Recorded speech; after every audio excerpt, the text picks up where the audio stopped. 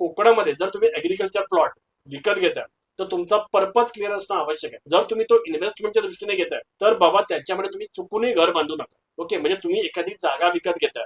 Okay, ती जागा विकत घेताना तुम्हाला कोणकोणत्या गोष्टी बघितल्या पाहिजेत की ती जागा कुठच्या तरी एका गावाच्या आजूबाजूला आहे. म्हणजे एखादं जर गाव आहे तर त्याच्या 2 किलोमीटर 3 किलोमीटरच्या रेडियस मध्ये ती असणं आवश्यक. त्याचबरोबर त्या जागेला वेल कनेक्टिव्हिटी असली पाहिजे. म्हणजे काय, Mumbai Goa highway, Mumbai Goa coastal highway, किंवा समजा आता कणकवली आचरा रस्ता आहे, किंवा समजा नांदगाव देवगड रस्ता आहे. तर हे जे मेन रस्ते आहेत ना, याच्या आजूबाजूला तुमचा जर ऍग्रिकल्चर प्लॉट असेल ना तर त्याच्यामध्ये ना तुमची जी प्राइस आहे तर ती इन्क्रीज होऊ शकते. उद्या जर तुमची हीच प्रॉपर्टी एखाद्या रेल्वे स्टेशनच्या बाजूला असेल तर तुम्हाला चांगलंच अप्रिसिएशन मिळू शकतं. कोस्टल हायवेच्या आजूबाजूला तुमची जागा घेणार असाल तर तुम्हाला चांगलं अप्रिसिएशन मिळू शकतं. पण त्याचबरोबर तुम्हाला हे पण बघितलं पाहिजे की बाबा तो जो प्लॉट तुम्ही घेताय, ओके, तर त्याला तुम्हाला रोड आहे का.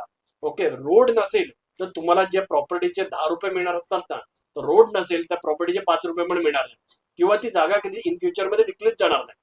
तर त्याच्यामुळे प्रॉपर लीगल ग्रामपंचायतीला लागलेला रोड, ओके, डांबरी रोड लागलेला असेल आणि तो ग्रामपंचायतीचा असेल, कोणाचा तरी पर्सनल रोड नसेल, याची खात्री करून घेणं तुम्हाला नक्कीच आवश्यक आहे. त्याचबरोबर ऍग्रिकल्चर प्लॉट मध्ये जर तुम्ही इन्व्हेस्टमेंट करताय तर तुम्हाला माहिती आहे की ऍग्रिकल्चर प्लॉट घेताना तुम्हाला पूर्णच्या पूर्ण सर्च रिपोर्ट काढणं आवश्यक आहे. म्हणजे तुम्ही एखादा जागा घेताय तर कधी कधी तुम्हाला वाटतं अरे सातबाऱ्यावरती या व्यक्तीचं नाव आहे, या व्यक्तीच्या बरोबर मी व्यवहार करतो.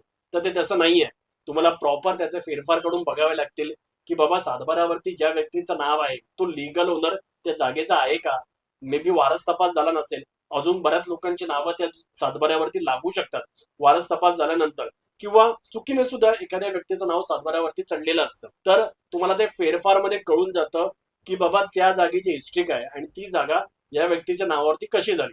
जर ती लिगली झाली असेल तर नथिंग लाईक. त्यानंतर मग कित्येक लोक सातबारा बघतात आणि जागा बघून येतात की बाबा अरे ही जागा मस्त वाटते, सातबारावरती दिसते आपल्याला. पण नंतर त्यांना कळतं की मी जागा नाही विकत घेतली, सातबारा सगळ्या बरोबर होता, त्याच्यावरती काही लिगल कॉम्प्लिकेशन पण नव्हते. पण नंतर कळतं जिथे मी जागा दाखवलेली मला ती जागाच नव्हती, ती जागा दुसरीकडे कुठेतरी होती.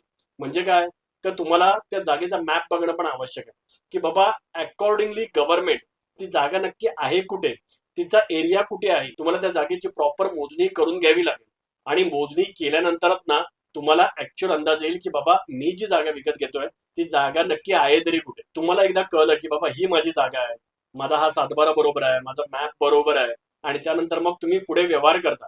तेव्हा व्यवहार करताना पण जेव्हा तुम्ही एखाद्या अननोन व्यक्तीबरोबर डील करत असता तर त्यावेळी तुम्हाला काळजी घेणं आवश्यक आहे. संपूर्ण व्हिडिओ पाहण्यासाठी प्रगत लोके टॉक्सच्या YouTube चॅनेलला व्हिजिट करा.